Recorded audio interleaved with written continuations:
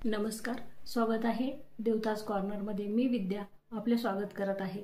तर आजच्या व्हिडिओमधून आपण चौथी शिवमूठ कोणती वाहायची आणि आतापर्यंत कोणत्या शिवमुठी वाहिल्या याबद्दल माहिती घेणार आहोत।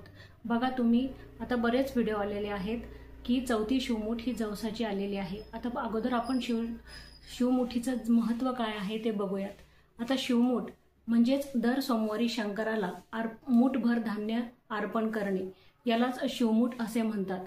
याचे फार महत्त्व आहे, कारण शिवमूठ अर्पण केल्याने आपल्या घरामध्ये सुख, समृद्धी, समाधान आणि धनधान्य यांची कधीच कमी राहत नाही असे मानले जाते आणि अशी धार्मिक मान्यता आहे। त्यामुळे शिवाला श्रावण महिन्यामध्ये शिवमूठ अर्पण करण्याला अत्यंत महत्त्वाचे स्थान आहे, कारण श्रावण महिना हा भगवान शंकराला समर्पित आहे आणि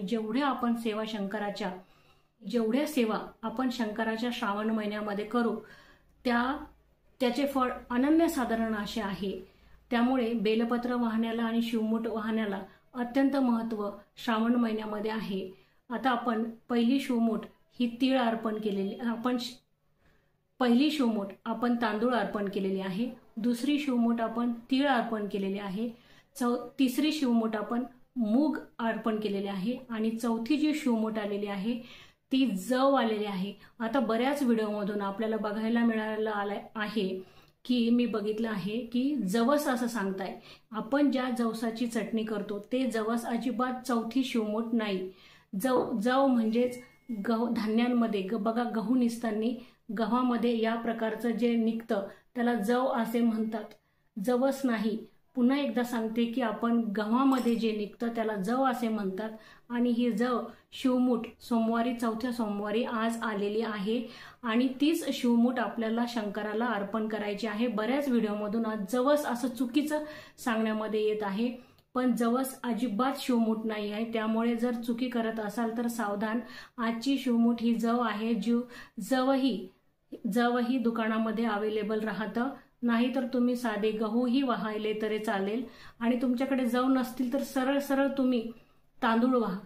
जर कोणती शिवमूठ आपल्याला उपलब्ध नसेल त्यावेळेस आपल्याला तांदूळच वाहायचे आहे।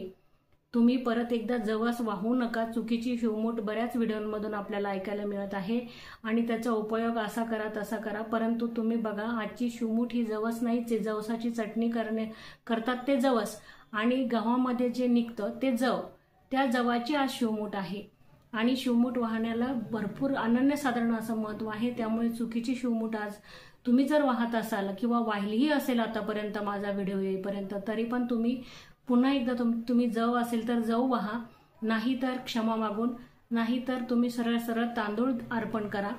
पण जवस ही चुकीची आजची शिवमूठ नाहीये, कारण की बघा, बेलपत्र वाहण्याला आणि शिवमूठ वाहण्याला श्रावण महिन्यामध्ये अनन्यसाधारण असे महत्त्व आहे। कारण आपण नुसते बेलपत्र जरी शिवाला अर्पण केले तरी सर्व प्रकारचे फळ आणि पुण्य आपल्याला मिळत असते आणि शिवमूठही अर्पण केल्याने धनधान्याची कमी आपल्या घरामध्ये राहत नाही।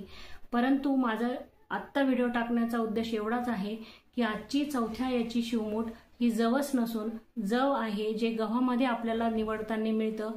साडी ज्याप्रमाणे आपल्याला असतात त्याप्रमाणे ते जव असतं, गव्हातल्या साडीच आपण त्याला म्हणू शकतो आणि हे आपल्याला आज चौथी शिवमूठ अर्पण करायची आहे।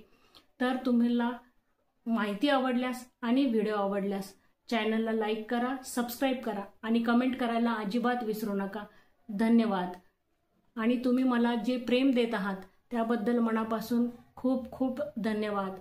आणि आजची माहिती कशी आवडली हेही कमेंटमध्ये सांगा आणि तुम्ही जव हे अवश्य वाहा। धन्यवाद।